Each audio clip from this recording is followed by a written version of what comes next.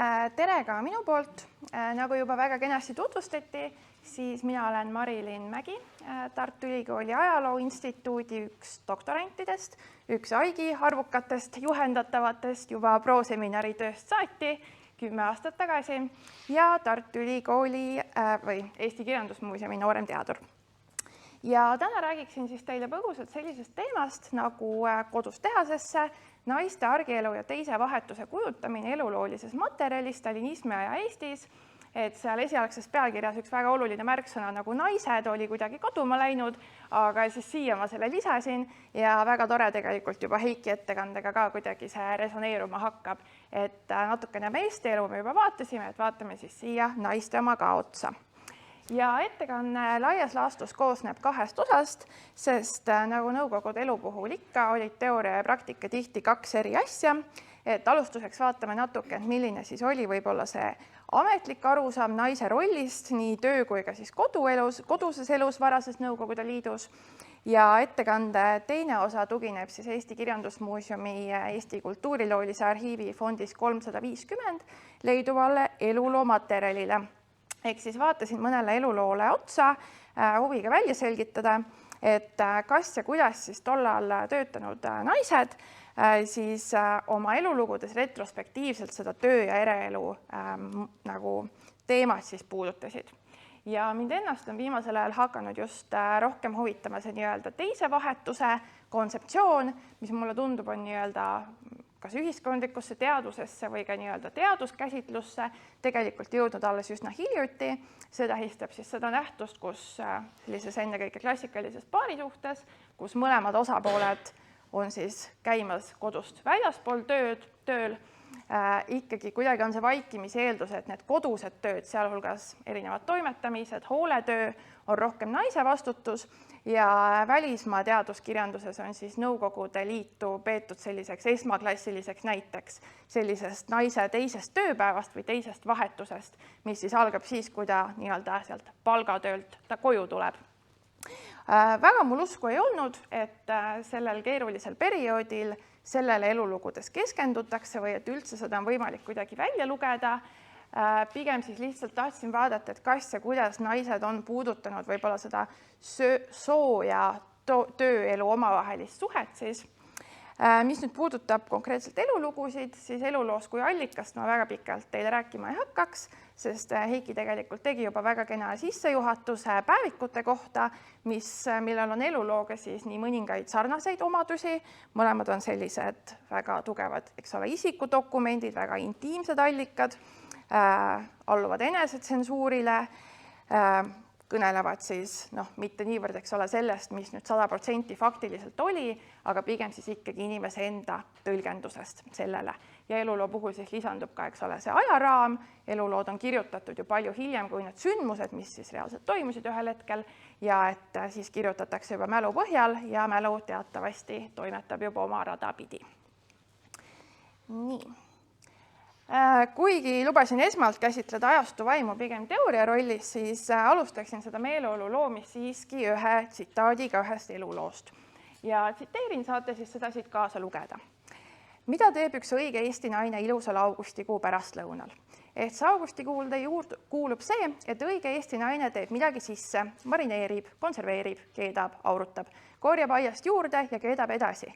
Toob nöörilt tuppa odavalt väljamüügilt hangitud humanitaarabi haisust puhtaks pestud teksapüksid, triigib neid, nõelub, käratab keskmisele pojale peale, et see, kas hakkab neid kandma või läheb püksata kooli. Õige Eesti naine rabab tööd teha varavalgest kuni Santa Barbara järjekordse seeriani, tukastab lõputiitrite ajal ja siis hüppab püsti ning jookseb kööki nõusid pesema. Võib-olla kusagil, linnas ehk, veedetakse augustikuu pärastlõunaid teisiti, aga Eestimaalt on neisse linnadesse pikk tee minna. Antud tsitaadi autor oli siis üks 1959. aastal sündinud naine, kes kirjutas oma eluloos niimoodi äkki aastal 1996 laekus see siis Eesti Kirjandusmuuseumisse. Ja kuigi stalinismiga on sellel konkreetsel lõigukesel vähe seost, võtab see minu arvates väga hästi ja tegelikult sellise mõnusa iroonilise tooniga kokku kokku mõnes mõttes sellise Eesti naise normkuvandi, eks ole, kelle identiteet on siis seotud, eks ole, koduga, hooletööga, lakkamatu toimetamisega. Näeme siin väga erinevaid naiste rolle, naine kui ema, kui logistik, kui hooleandja, kokast ja koristajast ei hakka rääkimagi, eks ole. Ja samuti on siis minu meelest väga selline märgiline ja huvitav siin tsitaadis see maa ja linna vastandus, mis justkui siis markeerib, et see õige Eesti elu mõõdupuu on ikkagi maaelu, et Eestimaalt on linnadesse veel pikk maa minna ning et etteruttavalt võib öelda, et maaelu on siis see domineeriv kontekst ka selles ettekandes edaspidi. Ja et see elulugu on siis kirjutatud juba taasiseseisvunud Eestis ja tollaltki siis küllalt noore inimese poolt võib siis seda tegelikult mõtestada ka justkui selliste eelnevate pikaaegsete arengute kulminatsiooni. Ja neid arenguid siis olekski huvitav täna natukene vaadata. No nii, naisküsimus, sealjuures naiste töötamise küsimus oli siis üks väga olulisi nõukogude ideoloogilisi teemasid alates siis riigi loomisest saati.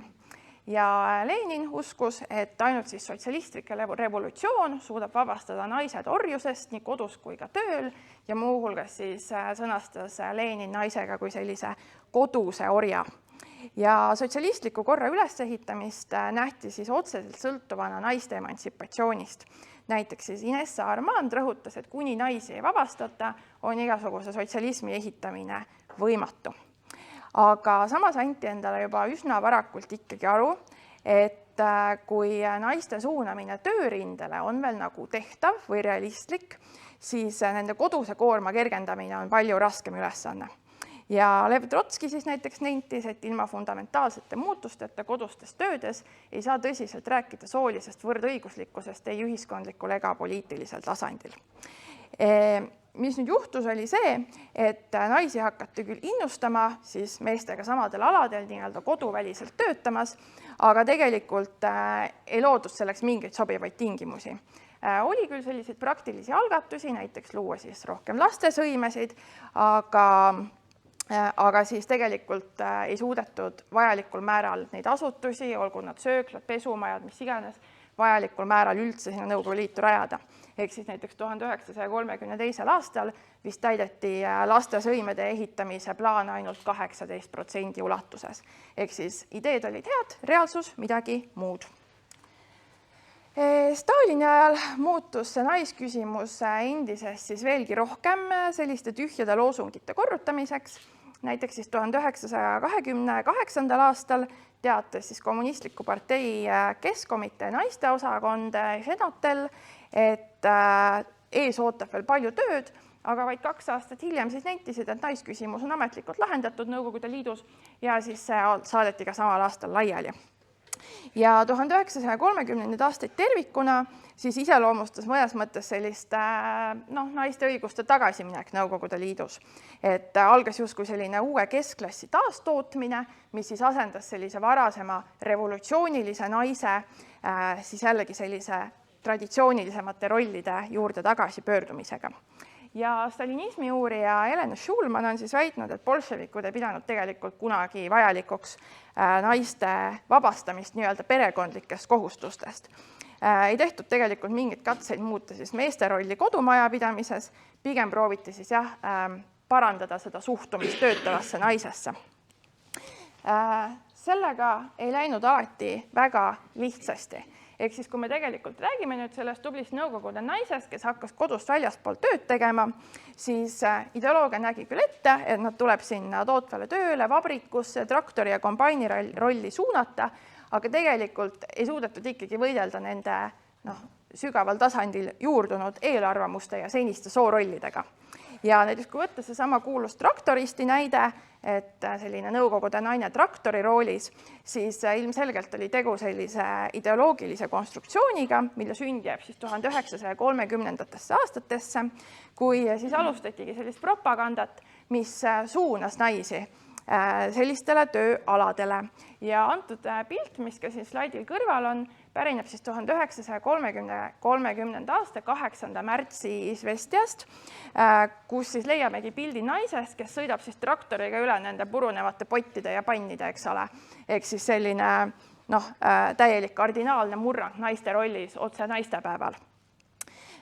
Samas kohtasid need päriselt traktori roolis olevad naised seal 1930ndate Nõukogude Venemaa külades ikka sellist suurt vastuseisu, lausa raevukadki on siis seda nimetatud.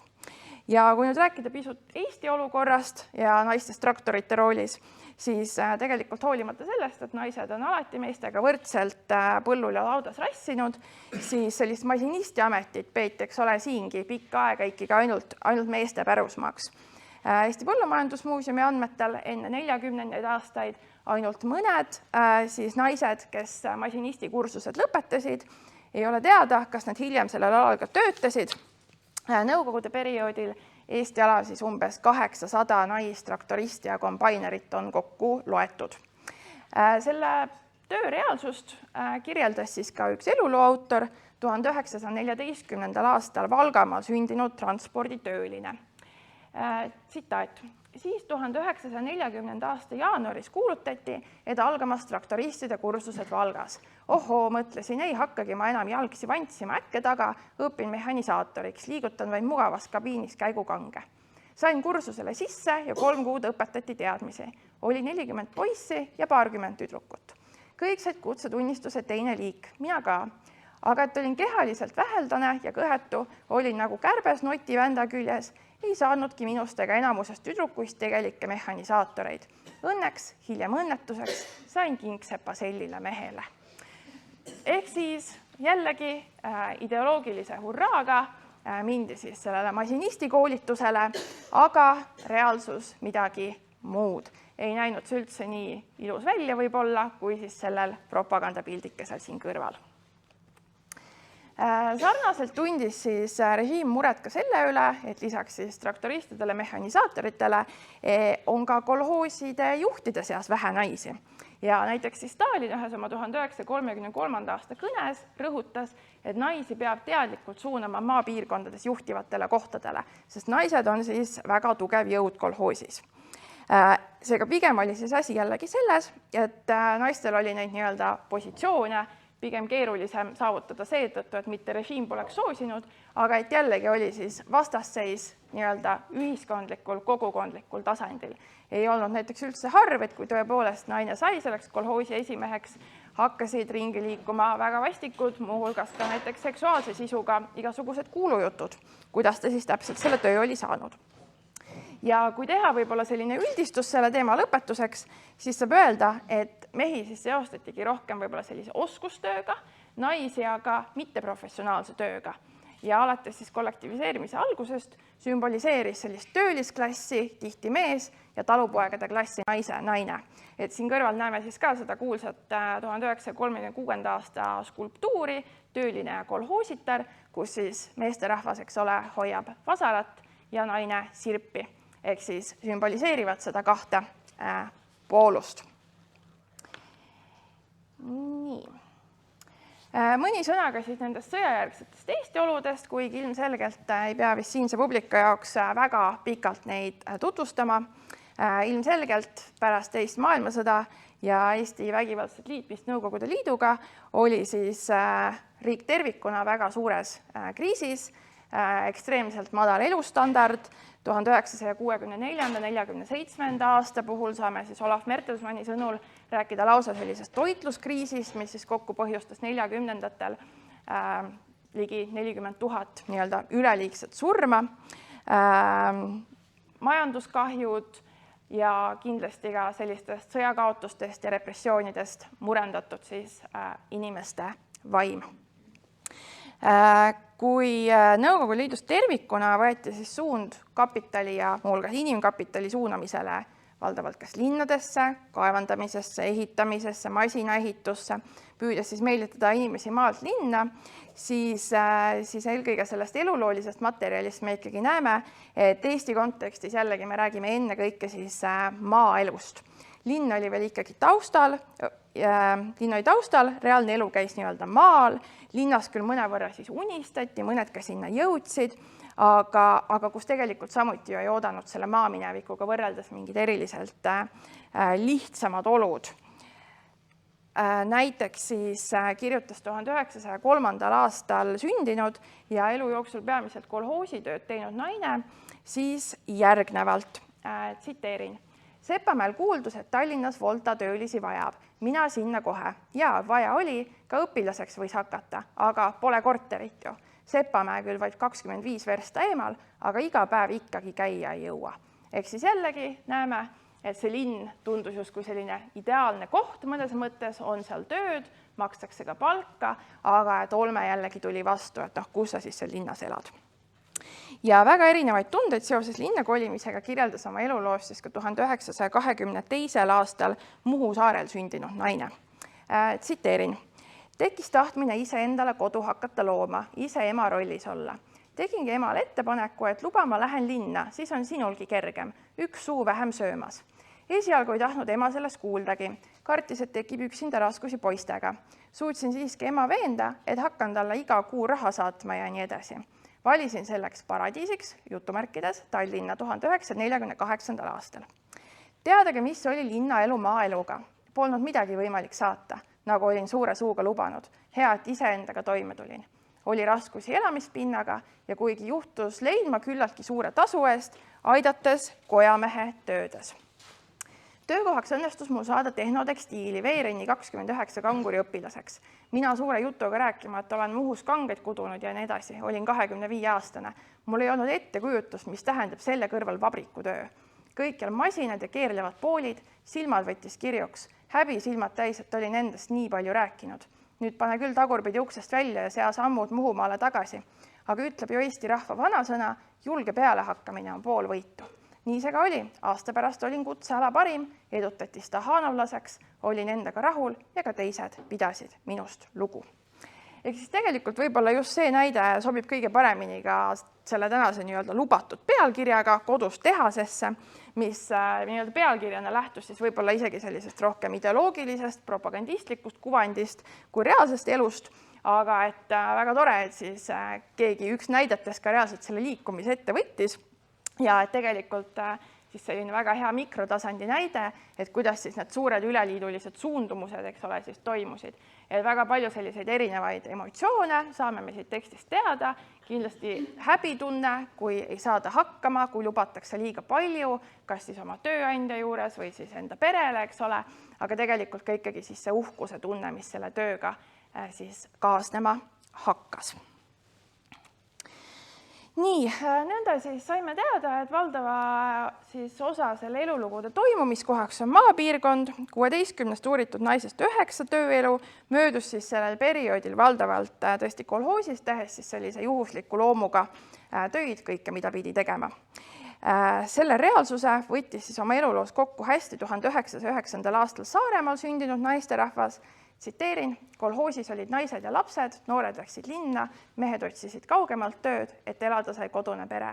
Talud olid muist tühjad, kes Siberi viidud, kes ise ära läksid. Aga maad jäid kolhoosi ja need tahtsid harida, inimesi oli vähe. Ehk siis see maaelu sel perioodil väga naise näoga. Lisaks siis juba eelnevalt mainitud kolhoositöötajatele ja siis ühele sellele kangurile kohtasin siis nendes elulugudes veel ühte sellist õmblejat, ühte õpetajat, kahte sellist arveametnikku, raamatupidajat ja ka kahte loodusteadlast, kelle töö oli siis ka päris selline huvitav lugemine selle aja mõttes. Ja siis kõik need uuritud naised olid sündinud 20. sajandi esimesel veerandil, mis tähendab, et siis selleks uuritavaks perioodiks 40. algus, 50. olid siis nad jõudnud vähemalt sellisesse aktiivsesse noore täiskasvanu ikka, kus võisid siis omavahel eriti hakata põimuma sellised töö- ja eraelu küsimused. No milliseid teemasid siis elulugudes kohtasin? Esiteks saab kindlasti nende loetud elulugude põhjal öelda, et nende autorite jaoks oli see töö väga oluline, mitte ainult isegi sellel nii-öelda ainelisel tasandil, aga et väga paljude elulugude võib-olla üks selline kandev teema oligi tööelu just ja et oldi nagu uhked selle üle, mis tehakse. Ja põhimõtteliselt saab siin eristada 2 sorti selliseid lugusid, näiteks siis mõlema teadlase ja õpetaja elulood erinesid väga sellisel olulisel määral, neid justkui saigi mõista võib-olla selliste karjääri elulugudena ning kus näiteks siis üldse ei puudutatud selliseid poliitilisi ja ühiskondlikke teemasid. ja neid siis tõesti iseloomustas uhkus oma ameti üle, soov olla nendes hea ja näiteks siis 1910. aastal sündinud õpetaja on siis üks selline päris huvitav lõik, mis ma sealt välja võtsin, kõlab siis järgmiselt. Kooli külastas inspektor, teatas kohe, et tahab minu teise klassi vene keele tundi näha.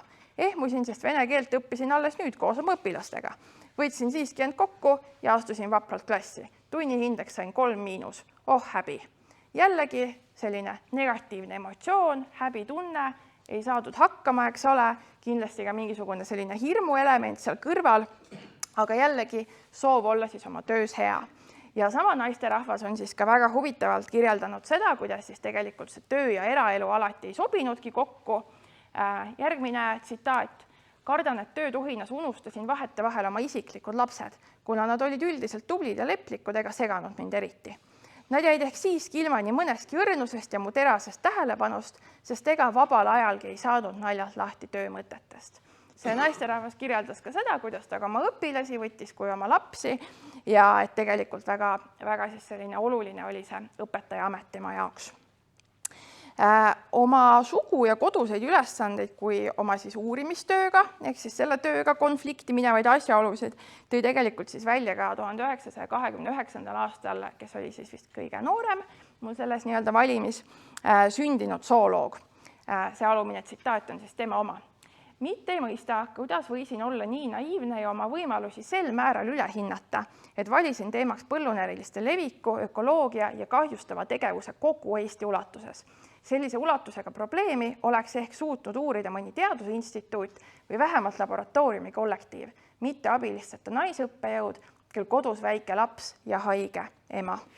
Ehk siis siinkohal näeme, kuidas see kodune hoolduskoormus oma ema ja lapse suhtes siis oli mõnel määral selline takistus tema tööelule ja samuti siis selles sõnastuses ilmneb teatud määral selline enda süüdistamine, eks ole, et issand, et kuidas mina nagu võisin nii loll olla, eks ole, et arvasin, et ma nagu suudan seda teha, mitte siis selliste süsteemsete probleemide nägemine ja et oli siis tegelikult kõige jaoks elementaarne, et kui sul on kodus see laps ja ema, siis sina naisena hoolitsed nende eest.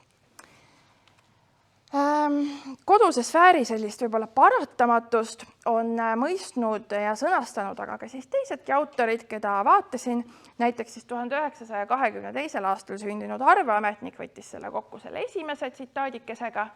Ikka on olnud kodu see, mis pole lasknud mind kaua olla kodust eemal. Ikka vajas ema talutöödel abi ja seltsi. Ja seega ei saa tegelikult väita, nagu naised oleks retrospektiivselt olnud täitsa justkui pimedad selle teema suhtes, eks ole. Aga pigem siis jah, seda topeltkoormust või nagu me hiljem näeme, ma ei tea, 3-4-kordset tööpäeva, et pigem see oli ikkagi paratamatus. Ühes eluloos mulle tundus, et isegi kuidagi pisut jõustavalt oli seda käsitletud, et siis üks 1914. aastal sündinud naine tegi siis võib-olla sellise kokkuvõtte eluloo lõpuosas, mõtiskles üldse naise rollide üle, et tsiteerin, Eestis ei ole naine kunagi olnud tõrjutud seisus. Ta on hoidnud ohja oma käes, naine on ikka olnud kodune, töö ja kodu. Need käisid kokku ka mõisapäevil. Ehk siis selline väikene tagasivaade ajalukku, eks ole, mainib seda nii-öelda kodust rolli, aga et see töö ja kodu siis hästi selline omavahel seotud, lihtsalt mis annab siis mõista, et minevikus toimuski see kogu see töö siis nii-öelda koduse sfääris ja samuti mulle tundub, et siin on mingi selline teatav võimestav roll, et selle kaudu on siis olnud ka nii-öelda ohjad naise käes, kui see kodune sfäär on olnud siis tema käes. Nii, nüüd tuleb mitu slaidi pealkirjadega raskused, ehk siis raskusi oli päris palju. Selle perioodi puhul on kindlasti samamoodi märgata, et piir sellise koduse ja koduse välise töö vahel oli maanaiste elus, eks ole, väga hägune. Kui me siin juba Heiki ettekannet vaadates saime aru sellest mõnes mõttes, eks ole, siis tegelikult kokkuvõttes võibki öelda, et ellujäämiseks oli tarvis lihtsalt rabada nii palju kui võimalik, sest mitte alati ei taganud see väljaspool kodu tehtav töö kas mingit eluks piisavat tasu või tihti ka tegelikult mitte mingit tasu, eks ole.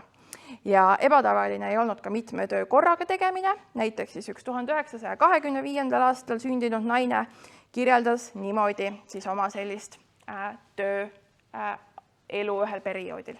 Mees võeti maha oma töökohalt ja pandi kõige vaesemasse kolhoosi esimeheks. Oi, küll siis algasid jälle uued rasked eluaastad.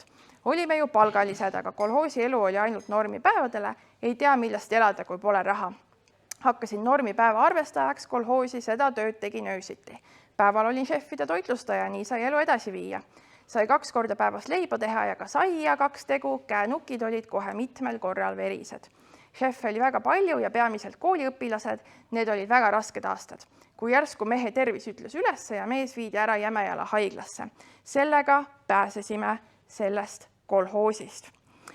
Ehk siis jällegi esile toodud seda valitsevat ainelist puudust, vajadust teha ka ööajas siis teist tööd ning sellist kokkuvõtvat hinnangut, et lausa 2 korral on siis nimetatud, et rasked ajad olid. Isegi mehe haigus, justkui selline positiivne suundumus, vähemalt sai sellest õudsast kolhoosist ära. Raskused, üks läbivaid märksõnuga mitmes teises eluloos. Harvad ei olnud siis ka selliste tingimuste mõju tervisele või siis töötamine kehvast tervisest hoolimata. 1909. aastal sündinud Sarlanna kirjeldus ühest siis episoodist. Mäletan, ma jäin haigeks, olin teki all, brigadir tuli vaatama, kus ma olen jäänud, et tööle ei tulnud. Näeb küll, et olen pikali haige, aga nurub ikka, ehk sa saaksid tulla tööle. Ma ütlesin, asi on nii hull, et aega pole ära ka surra, kui küll tahaks. Palavik oli ja sellega ma pole tööle läinud. Oma loomad pidin ära toimetama. Tuled Heinamaalt 9 kilomeetrit, sõidad rattaga ära, saad kiiremalt kodusse. Aga kui tulid heinakoormaga kolhoosi talli, see tuli lakka ka ajada, siis oli juba 11-12, kui kodusse said. Lapsed loomad ootasid kodus, toimeta neid, tee süüa, siis pool ööd läbi, kui magama saad. Ehk siis jällegi argipäeva toimetuste väga-väga suur koorem, füüsiliselt raske kolhoosipäeva järel ootasid autorit veel siis lapsed, loomad, söögi tegemine, loomade talitamine, toimetused ja siis see surve minna siis haigena tööle. Ka selline raskustest läbi imbunud kirjeldus.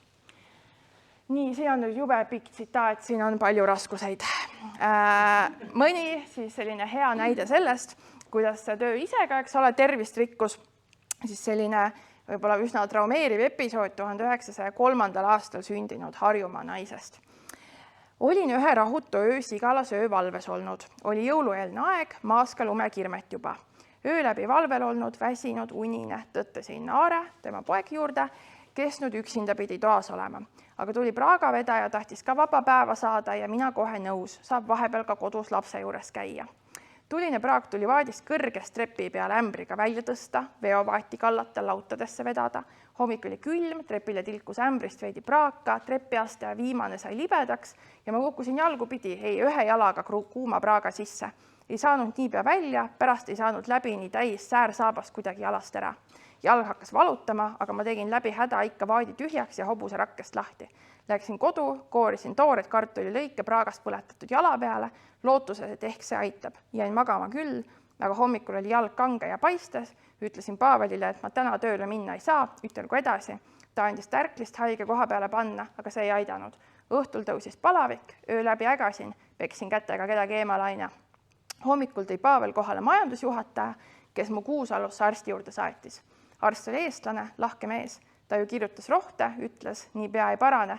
Nii sain ma talve läbi Aarega ka kahekesi olla, aga mis mõnu selle oli? Toidu- ja pesumured, hea, et Paavel ka mulle toitu poest tõi. Jällegi samad tuttavad teemad, soov teha, eks ole, töö juures lisa, juba peale töötatud tööd, et saaks midagi natukene juurde, aga et saaks ka siis lapse juures käia.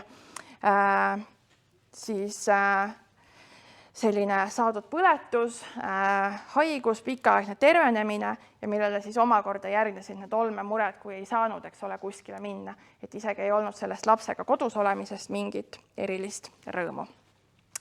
Ma tean, et mu aeg on kohe varsti läbi.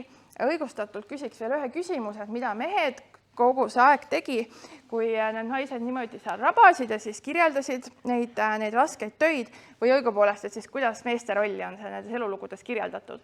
Pisut, mida mehed tegid, saime me juba Heiki jutust teada, eks ole. Nüüd elulugude põhjal võib öelda, et meeste roll vaadeldud perioodi kirjeldustes oli nagu väga tagasihoidlik. Et nad tulevad sisse episoodiliselt, nende olemasolu või ka puudumist käsitletakse siis niimoodi üksikute lausetena. Näiteks siis ja üldiselt siis selgub, et väga paljude või mitmete naiste mehed olid siis vangistatud, neid ei olnud nii-öelda üldse pildil. või siis tegid enamasti ikkagi võrdväärselt rasket tööd ka kuskil mujal.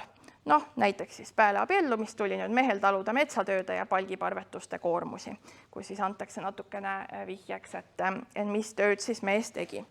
Ja jällegi mõne loetud töö puhul läksid need mehed tööle ka kodus kaugemale, mis jällegi klapib nende üldiste suundumustega.